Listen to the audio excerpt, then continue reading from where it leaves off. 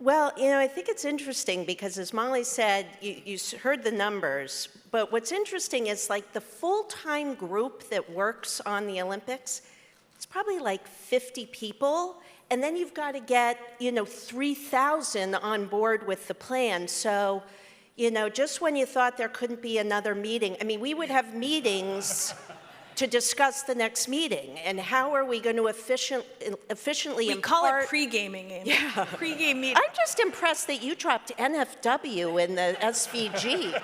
I feel comfortable with this crowd. So ultimately, at least from the production side, you've got to really have a plan of how you're going to onboard these folks and get them on board with whatever the production plan is going to be. And lastly, I would say, production took on many flavors. We had full trucks, we had full control rooms in Stamford, we used a lot of Simply Live, we did some stuff that was just straight voicing off tube. So you've got all these different flavors that my partner has to execute.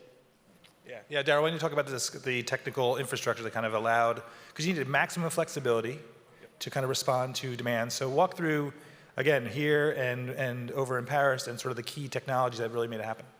Yeah, I think Amy hit the nail on the head. We really focused on maximizing the flexibility.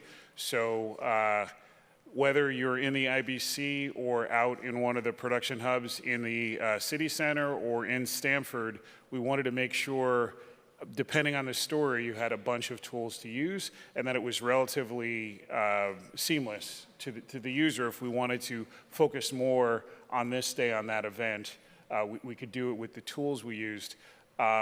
Moving all the signals, the backbone that connected the two cities, we really had to feel, the teams in Stamford really had to feel everything that the teams in Paris were feeling. And even the teams in Paris weren't necessarily geographically adjacent. Right. So we had to kind of weave all that together.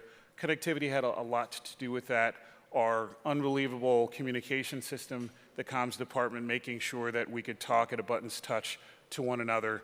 And again, the meeting after meeting, tying those teams together, reviewing what the plan was, reviewing what the primary objectives were, putting cameras where we never had before, and making sure all that wove in a way that was seamless, depending on where the story was.